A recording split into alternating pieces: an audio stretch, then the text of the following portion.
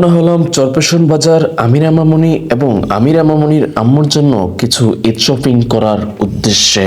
চরপেশন বাজার যাওয়ার পথে প্রথমে চলে আসলাম স্বপ্নে, কারণ জেনেছি স্বপ্নেও নাকি জামা কাপড় বিক্রি করে থাকেন, তাই পছন্দ হলে কেনার উদ্দেশ্যে দেখতে আসা এই স্বপ্ন বাজারে। তবে স্বপ্নে রয়েছে সব পুরনো কালেকশন, তাই আমরা চলে যাচ্ছি একেবারে চরপেশন বাজারের দিকে। আমরা এখন আমিরা মামুনির ঈদ পোশাক পছন্দ করে কিনতে চলে যাব এই হুবারা শোরুমে। হুবারা শোরুমের বাচ্চাদের কালেকশন ভবনের ৩য় তলায় এবং লিফটের 2-এ, তাই আমরা লিফট দিয়েই চললাম শোরুমের দিকে। লিফট থেকে নেমে আবার কিছু সময় সিঁড়ি বেয়ে যেতে হচ্ছে শোরুমটির দিকে। অবশেষে আমরা চলে আসলাম হুবারার এই শোরুমটিতে। হুবারার এই শোরুমটিতে ঢুকে দেখতে পেলাম বাচ্চাদের হিউজ কালেকশন রয়েছে। তবে এই শোরুমটিতে যে কালেকশনগুলো রয়েছে সবগুলো কালেকশনই মেয়ে বাবুদের কালেকশন। আপনারাও চাইলে আপনাদের মেয়ে বাবুর জন্য এখান থেকে পছন্দ করে কিনতে পারবেন পোশাক। শুধু পোশাকই নয়, কিনতে পারবেন এখান থেকে বাচ্চাদের জন্য খেলনা এবং অন্যান্য আরো অনেক কিছুই।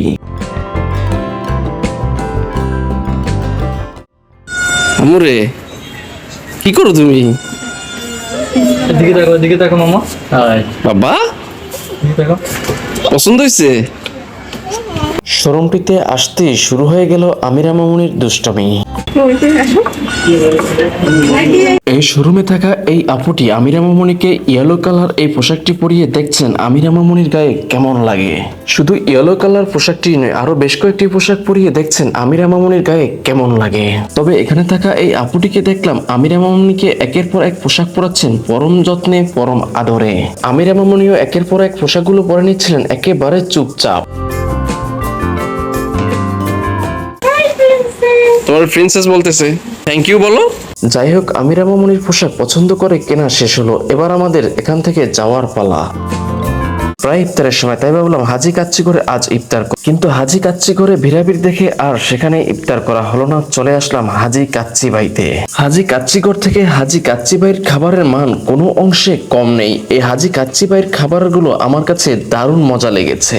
এই হাজি কাচ্চি বাইয়ের খাবার আমার আমিরা মামুনিও বেশ মজা করে খাচ্ছেন। এই হাজি কাচ্চি ভাইয়ের খাবারগুলো আমাদের কাছে বেশ ভালোই লেগেছে।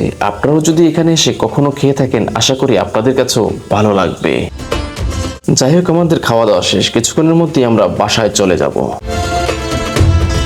অবশেষে আমরা বাসায় চলে আসলাম। বাসায় এসে আমিরা মামুনির এই পোশাকগুলো আবার দেখতে শুরু করলাম। আমিরা মামুনির এই পোশাকগুলো কেমন হয়েছে।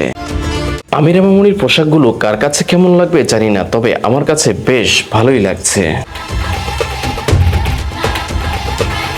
মার্কেটে থাকা অবস্থায় আমিরা মামুনির পোশাক আশাক কেনাকাটার ভিডিওগুলো ধারণ করতে পেরে, কিন্তু সময় কম থাকার কারণে আমিরা মামুনির আম্মুর কেনাকাটার ভিডিওগুলো ধারণ করতে পারিনি। এই 3 পিসগুলো নেওয়া হয়েছে আমিরা মামুনির আম্মুর জন্য, এবং আমিরা মামুনির আম্মুর জন্য কিনে নিলাম এই জুতা জোড়াগুলো।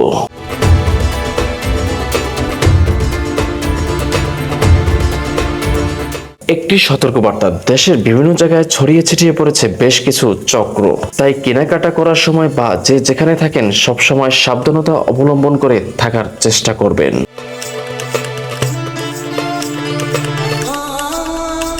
এই ছিল গরিবের ঈদের কেনাকাটার পর্ব। যাই হোক, এখন পর্যন্ত যারা যারা আমার চ্যানেলটি সাবস্ক্রাইব করেননি, এখনই চ্যানেলটি সাবস্ক্রাইব করে রাখুন পরবর্তী ভিডিওগুলো পাওয়ার জন্য। আজকের মতো ভিডিওটি এই পর্যন্তই। সবাই ভালো থাকবেন, সুস্থ থাকবেন। আল্লাহ হাফেজ এন্ড টেক কেয়ার। আসসালামু আলাইকুম।